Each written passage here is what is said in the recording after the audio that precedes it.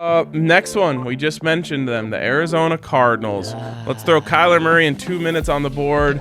Zach, if the Broncos were to get Kyler Murray, it would be the best thing that's ever happened to the history of sports radio in Denver and sports podcasting. Goodness. Not just a huge name of quarterback, but then drama, the debates, and controversy. It would be fantastic. We would like it. So Kyler, come to Denver and win. If he comes to the Broncos, I think they...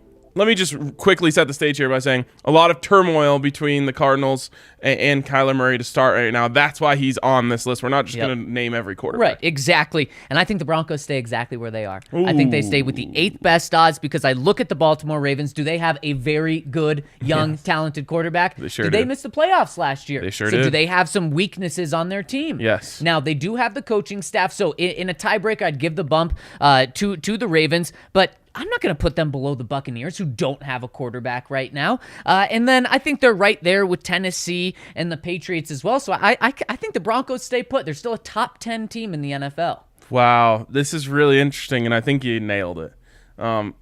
What evidence would you have to say they're better than the Ravens? I wouldn't be able to. I mean, Kyler's done nothing clutch. Yeah, I mean, he might be a product of the cliff fall off. Right. That always happens in the second half of the season on Cliff Kingsbury teams. But, man, you're right. You haven't had any evidence. He hasn't put together a full season.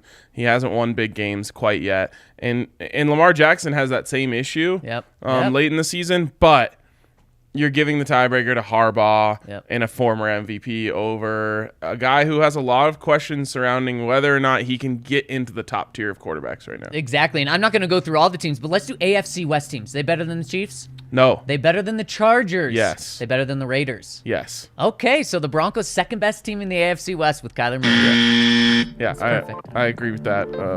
I agree with myself on that.